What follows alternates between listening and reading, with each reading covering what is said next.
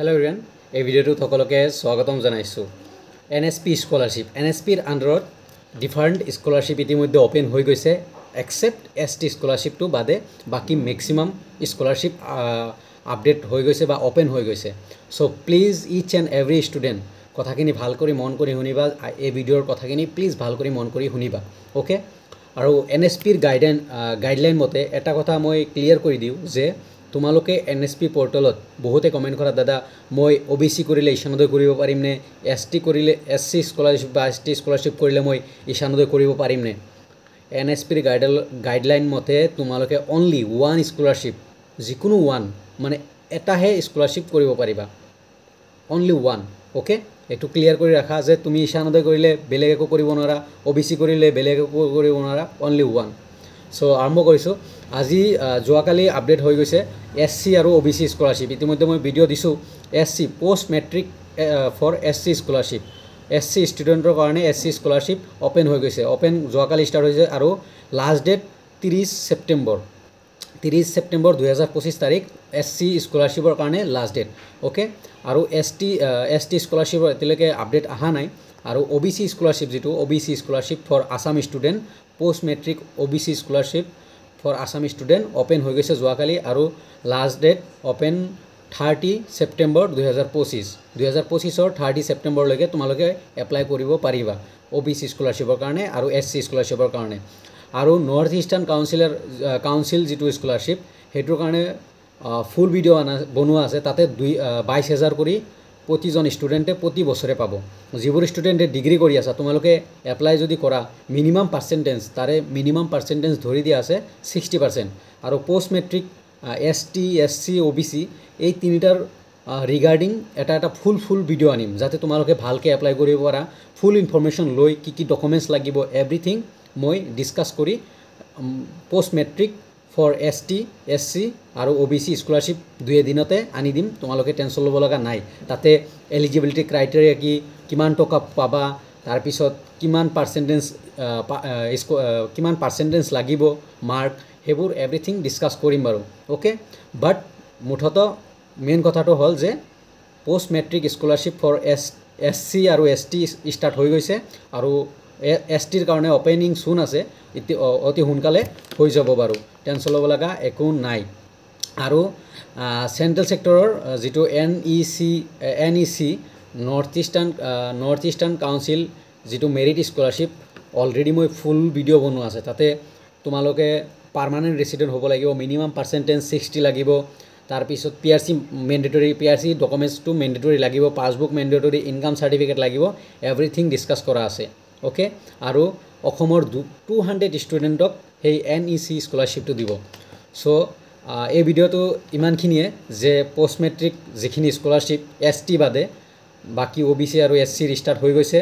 তোমালোকে যদি এপ্লাই কৰিব মন আছে এসচি আৰু ওবিসি তোমালোকে এপ্লাই কৰিব পাৰা। আৰু তাৰে কাৰণে ফুল ডিটেইলছখিনি মই 2 দিনত আনিম ফুল ভিডিঅ'। আৰু এসটিৰ কাৰণে আপডেট অহা নাই আৰু তোমালোকে যিকোনো এটা স্কলাৰশিপ এপ্লাই কৰিব পাৰিবা। ইশানোদয়, মই এটা কথা কৈ দিম প্লিজ, মোৰ কথাখিনি নোট কৰি ৰাখা।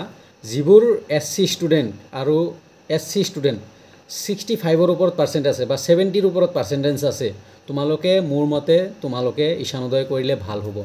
যিবোৰ এসচি ষ্টুডেণ্ট এই বছৰ 65 বা 70ৰ ওপৰত আছে, সেইবোৰ এসচি ষ্টুডেণ্টে ইশানোদয় কৰিলে মোৰ মতে ভাল হ'ব, কাৰণ সিহঁতৰ পোৱাৰ চান্স থাকিব। আৰু ওবিসি ষ্টুডেণ্ট যদি 75ৰ ওপৰত আছে দেন তোমালোকে ইশানোদয় কৰা। মোৰ মতে মই কওঁ যে 70 থাকিলেও কৰা, বাট এতিয়া চিটুৱেশ্যনটো মানে বহুত তোমালোকে নিজেও গম পোৱা যে এইবাৰ বহুত কাট অফ হাই যাব, কাৰণ বহুত ষ্টুডেণ্টে কোচিং এৰি এডমিশ্যন লৈছে আৰু 100% ইশানোদয় এপ্লাই কৰিব। চ' কাট অফ হাই যাব পাৰে, বাট ওবিসি আছা যদি দেন তোমালোকে কি কৰিবা, ইশানোদয় 75 বা 70ৰ ওপৰত আছে যদি ইশানোদয় কৰা, তাৰে তলত NEC north eastern council scholarship কৰা বা ওবিসি স্কলাৰশিপ কৰা। আৰু এসটি ষ্টুডেণ্টৰ কাৰণেও চেম, যদি 65 বা 70ৰ ওপৰত পাৰ্চেণ্টেজ আছে তোমালোকে ইশানোদয় কৰা, আদাৰৱাইজ তোমালোকে এসটি স্কলাৰশিপ নাইবা তোমাৰ NEC north eastern council merit স্কলাৰশিপটো কৰা। দুইটা তোমালোকৰ কাৰণে প্ৰিফাৰেঞ্চ আছে।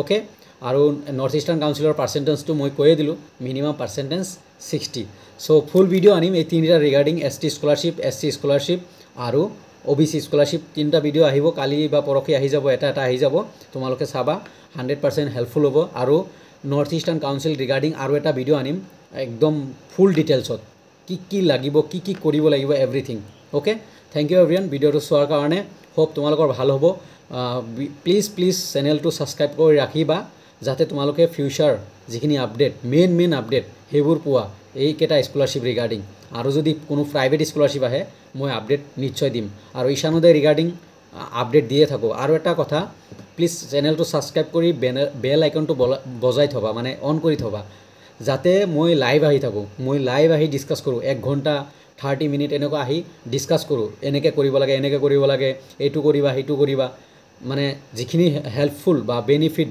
বা যিখিনি মানে ইনফৰমেশ্যন দিব লগা লাইভ সহকাৰেও দিওঁ চ' তোমালোকে প্লিজ চেনেলটো ছাবস্ক্ৰাইব কৰি ৰাখিবা আৰু লাইভৰ কাৰণে বেল আইকন বজাই ৰাখিবা যাতে তোমালোকে লাইভ পোৱা লগে আৰু ডেছক্ৰিপশ্যনত হোৱাটছআপ গ্ৰুপৰ লিংক আছে তোমালোকে জইন হৈ থাকিব পাৰিবা তাতে জইন হৈ থাকা তাতেও মই গ্ৰুপত দি দিওঁ মই লাইভ আহিলোঁ বা কিবা বেলেগ আপডেট আহিলে মই দি দিওঁ বাৰু তো thank you everyone be positive স্কলাৰশ্বিপৰ আপডেট আহি গ'ল ফুল কেৱল ST স্কলাৰশ্বিপৰ বাকী আছে তাৰপিছত এপ্লাই ষ্টাৰ্ট এতিয়া এপ্লাই নকৰিবা আগষ্টত এপ্লাই কৰা কাৰণ এতিয়া কলেজ বন্ধ এতিয়া একো কৰিব নোৱাৰা চ' আগষ্টত এপ্লাই কৰা ডকুমেণ্টছ ৰেডি ৰাখা এতিয়া ডকুমেণ্টছ ৰেডি কৰা মানে থ্যাংক ইউ এভৰিৱান প্লিজ ভিডিঅ'টো শ্বেয়াৰ কৰিবা ফ্ৰেণ্ডছবোৰৰ লগত থ্যাংক ইউ এভৰিৱান